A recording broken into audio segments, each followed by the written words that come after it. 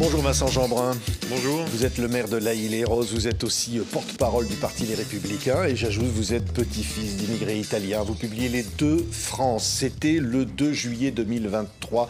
Vous êtes devenu une sorte de symbole lorsque votre maison, votre famille, votre femme, vos deux enfants étaient attaqués. Une attaque à la voiture bélier en feu dans votre jardin pendant les émeutes pour Naël. Et lorsque... à ce moment-là, la violence vous a frappé en tant qu'élu.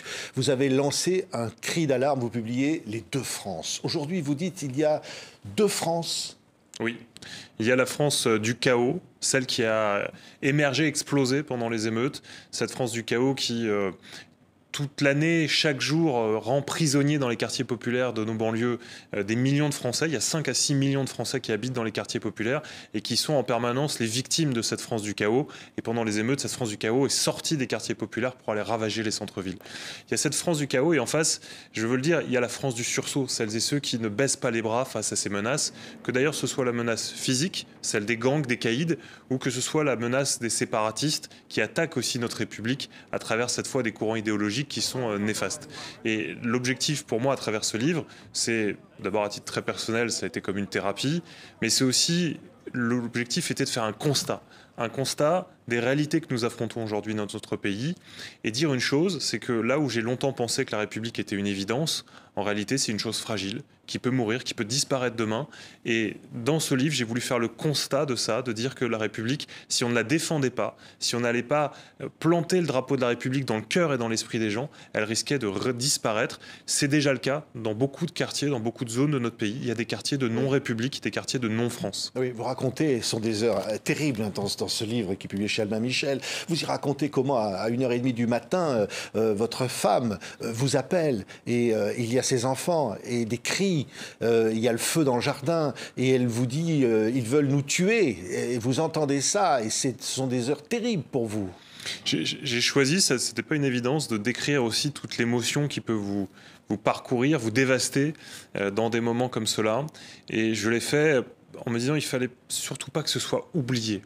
Vous le voyez, les événements sont passés il y a un peu plus de 6 mois. On a l'impression que c'était comme s'il y avait 10 ans, comme si maintenant on pouvait passer à autre chose. Personne comme si ça n'a été condamné pour tout ce qui vous est arrivé. Effectivement, il n'y a pas eu de condamnation et donc c'est évidemment très dur pour nous puisque les auteurs de cette attaque n'ont pas été interpellés, pas plus que les émeutiers qui ont ravagé ma ville pendant 4 nuits, pas plus que beaucoup d'émeutiers partout en France. Donc évidemment, il y a une vraie frustration et puis une forme de colère chez les élus locaux. Mais je pense que tous les élus qui ont été victimes dans leur ville et parfois dans leur chair de ces attaques ne peuvent pas supporter l'idée qu'on passe à autre chose.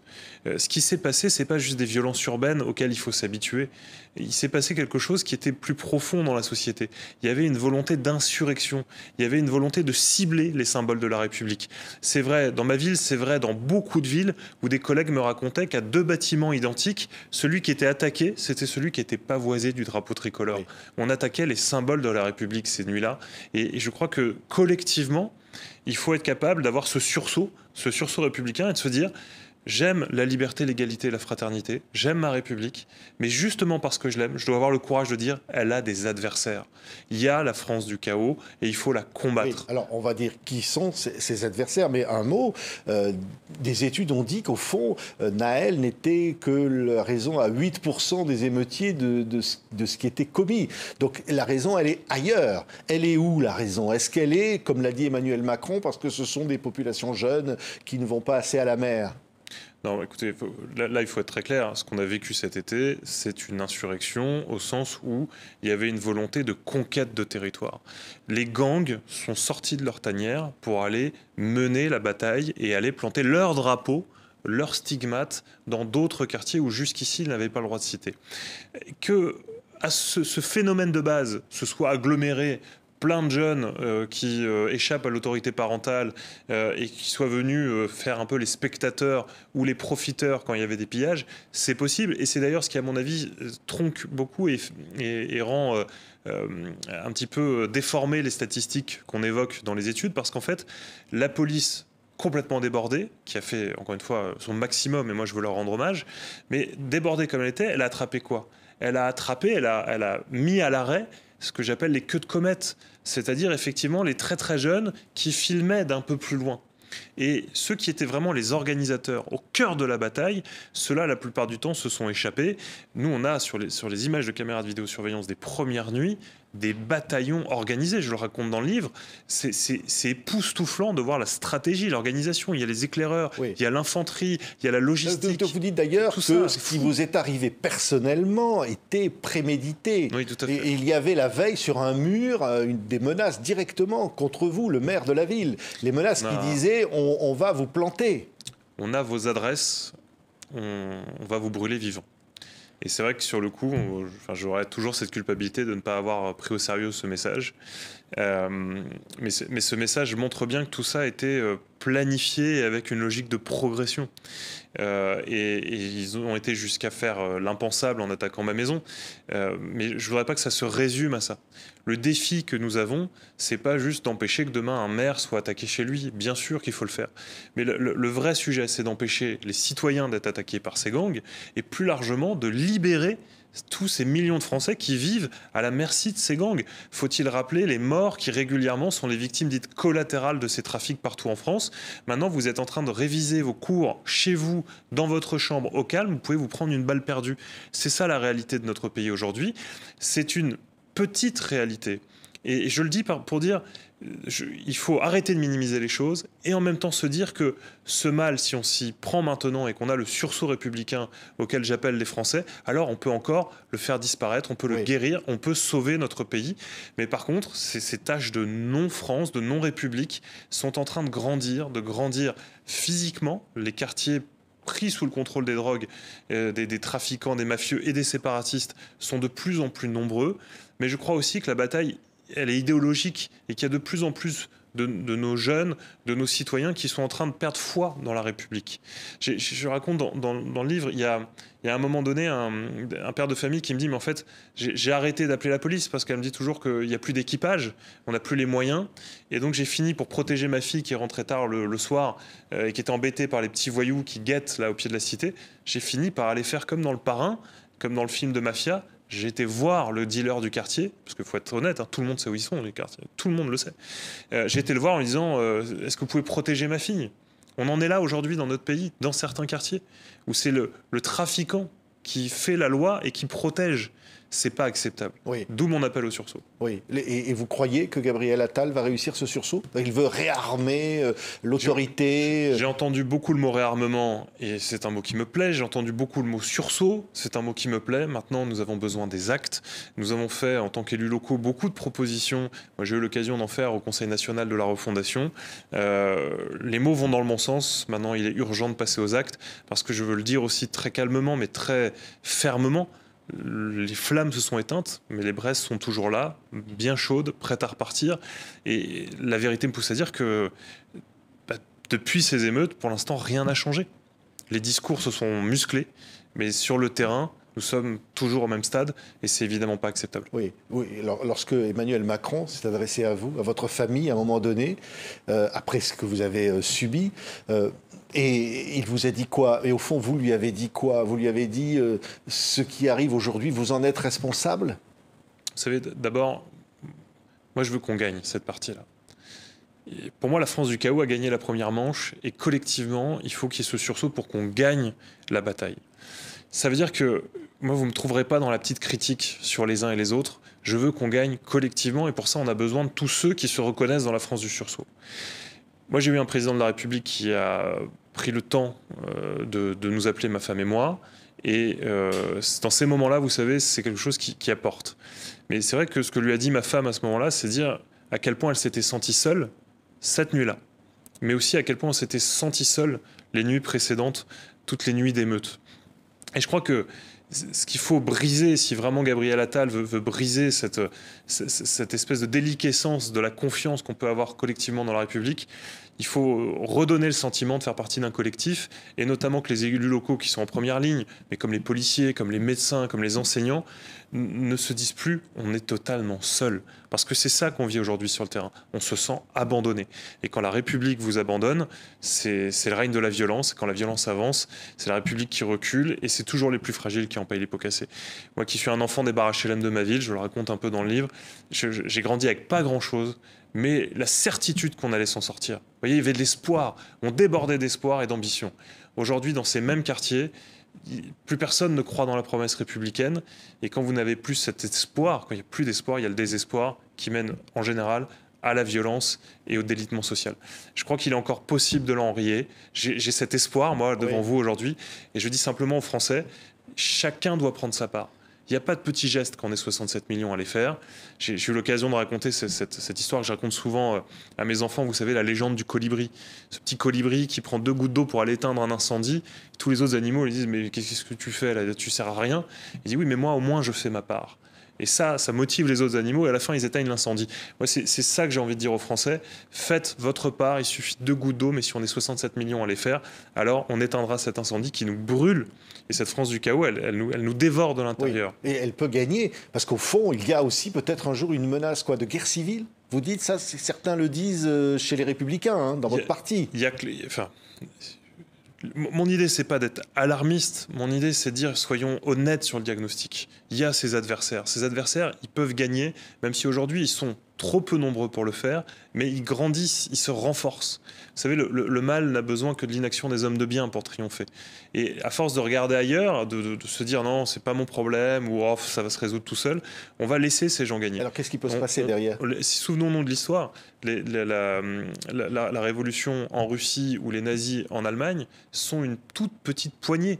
Et les hommes de bien disent non, mais c'est ridicule, jamais ces gens-là arriveront au pouvoir. C'est la même chose aujourd'hui. On a cette France du chaos qui est celle des caïds. On a cette France du chaos qui est celle des séparatistes qui veulent briser nos règles de société. On a des politiques qui aujourd'hui s'amusent à jeter l'huile sur le feu. Moi, je n'oublierai jamais M. Mélenchon qui s'amusait à faire la liste de ce qu'on avait le droit de brûler et pas le droit de brûler. Et rappelez-vous qu'il n'avait pas mentionné qu'on ne pouvait pas brûler la maison des élus. Il y a aujourd'hui ces politiques qui mettent de l'huile sur le feu. Et je pense que collectivement, on doit s'engager, y compris dans la vie et dans la sphère politique, pour dire maintenant ça suffit, la France du sursaut c'est maintenant, et la bataille contre la France du chaos, on l'engage et on la gagne. Pas parce que vous dites, au fond, contrairement à ce qu'a pu dire Mélenchon, il n'y avait pas de raison objective, de malaise social ou de désespoir qui pouvait justifier ces événements. Pardon, mais rien ne justifie ça. Rien. Brûler la maison de quartier qui sert à toutes les mamans du quartier pour faire évaluer leur quotient familial, avoir des aides, rien ne le justifie. À aucun moment on peut justifier de poursuivre des pompiers avec des piolets, des barres de fer, des cocktails Molotov. À aucun moment on peut recouvrir des policiers d'essence avec le seul espoir de les transformer en torches vivantes. Ça, ce n'est pas acceptable, quel que soit le motif. Moi, regardez la différence avec les agriculteurs qui ont 1000 raisons de se plaindre, qui travaillent jour et nuit pour des salaires de misère. Ils se sont fait entendre, ils ont créé un rapport de force, mais à aucun moment ils n'ont fait de victimes. C'est eux les victimes collatérales, c'est certainement pas les autres. On ne poursuit pas un pompier avec une pioche, quelle que soit la raison. Voilà, qu'il y ait des choses à transformer, à changer dans ces quartiers populaires, je le crois, j'essaie de le faire en tant que maire. Je fais des propositions et je continue à travailler à un plan anti-relégation pour qu'on sorte justement les honnêtes citoyens. Des plans banlieues, il y a eu beaucoup d'argent qui a été investi dans les banlieues. La priorité, votre président, Nicolas Sarkozy, quand il était président, avait dit on va vous débarrasser de tout ça au Karcher. Saluons la volonté du président Sarkozy, mais surtout la pertinence de Jean-Louis Borloo, qui à l'époque crée un formidable outil qui s'appelait l'Agence nationale pour la rénovation urbaine, parce que la situation serait tellement pire s'il n'y avait pas eu ces investissements. Après, ces investissements, parfois, ils ont été dévoyés. Et puis, sous le gouvernement Hollande, on a acheté l'argent par les fenêtres, ou on repeignait les halls d'immeubles au lieu de changer la vie des gens. Mais de l'argent pour casser les quartiers populaires, il en faudra. Mais c'est pas ça que je demande aujourd'hui. Moi, je demande du courage politique. Qu'est-ce qu'ils nous disent les bailleurs sociaux dans ces quartiers ? Qu'ils ont la famille qui pose des problèmes, une famille sur une barre d'une centaine de familles, qui pose des problèmes à tout le monde, et ils n'ont pas les moyens de s'en séparer. Vous, dans le privé, vous avez, si vous êtes locataire ou propriétaire, vous êtes contractuellement sur des bails 3, 6, 9. Oui. Donc on se repose la question tous les 3 ans. Les HLM doivent être provisoires. Exactement, ça ne coûte pas 1 euro d'argent public d'avoir le courage de dire, dans le logement social comme dans le logement privé, le propriétaire qui est un bailleur social, qui a le cœur sur la main, encore une fois, qui fait en sorte que les gens soient mieux, mais de pouvoir lui dire, tous les 3 ans, 3, 6, 9, on remet en cause le bail et on se dit, s'il y a des troubles de jouissance, pardon, mais vous n'êtes plus prioritaire par rapport à une famille qui dort à la rue et qui, elle, respectera le vivre ensemble et les règles de société. Ça ne coûte pas un centime. Moi, je suis même pour aller plus loin. Je pense qu'il faut un parcours résidentiel, qu'effectivement, le logement social soit une étape de vie. Donc ça passe par un certain nombre de mesures qu'on pourrait expliquer longuement. Et je vais même encore plus loin, et j'interpelle là-dessus le gouvernement. Je pense qu'il faudrait aussi penser au parcours de la résidence elle-même. C'est-à-dire que, pourquoi on a des ghettos ? Parce qu'en fait, on a construit pas cher, moche, juste du logement sans vraiment créer la vie autour. Et puis, on dit, de toute façon, c'est comme ça pour l'éternité. Au pire, de temps en temps, on va déverser des milliards pour repeindre un peu le hall, changer le bloc de douche ou l'ascenseur. Ça ne marche pas. Moi, je crois à un logement social, ce qu'on appelle en flux, c'est-à-dire qu'on construit du beau, de l'équilibré. Le bâtiment est social pour quelques années. Et au bout de 20 ans, par exemple, priorité aux habitants dedans pour le racheter. Et si ce n'est pas le cas, on le met à la vente pour que ça redevienne du privé. Et on continue comme ça le mouvement. Ça changerait considérablement le concept même du logement social et ça casserait les ghettos. Oui. Vincent Jeanbrun, vous avez peur aujourd'hui? Quand on est maire, on a peur au quotidien? Beaucoup de collègues maires ont peur. Fortiori, après ce qu'on a vécu, on ne peut pas faire comme si de rien n'était. Je dois vous avouer qu'on continue à avoir des tirs de mortier qui durent des heures le soir dans ma ville ou la ville voisine. Et forcément, ça rappelle les émeutes, donc ça crée un cri d'angoisse. Quand on a entendu à nouveau sonner l'alarme de la prison de Fresnes, qui est mitoyenne, qui n'avait, moi, en 40 ans presque de vie à la Île-et-Rose, jamais j'avais entendu sonner l'alarme de la prison de Fresnes. Elle a retenti pour la première fois lors des émeutes. Là, elle a été redéclenchée par erreur. Il y a eu une panique générale, donc bien sûr que la peur, elle est encore présente. Mais il y a plusieurs façons de réagir à la peur. Il y a se figer, se détourner, s'enfuir. Et puis, il y a trouver la force de combattre. Et moi, cette épreuve, et je dois dire le courage de ma femme, me donne une détermination totale à faire en sorte que la peur change de camp et qu'on puisse demain retrouver cette force, cette vitalité presque, de se dire la France, elle n'est pas fichue. Au contraire, elle a des ressources merveilleuses. Et c'est à nous, collectivement, d'aller les faire vivre, les faire rayonner et de gagner cette partie contre la France du chaos. Je le crois vraiment de manière très très forte. Et puis je vais vous dire, moi j'ai besoin de donner du sens à tout ça. Ma famille a payé le prix fort, ma commune a payé le prix fort. Si je suis encore là aujourd'hui investi en politique, c'est pour que ça ne soit pas arrivé pour rien. J'ai besoin de donner du sens à tout ça. Merci. Vincent Jeanbrun, le maire de La Île-et-Rose et aussi porte-parole du Parti Les Républicains, a été notre invité pour Les Deux France, le livre qu'il publie chez Albin Michel. Merci beaucoup d'avoir été avec nous. Merci à vous. Merci infiniment.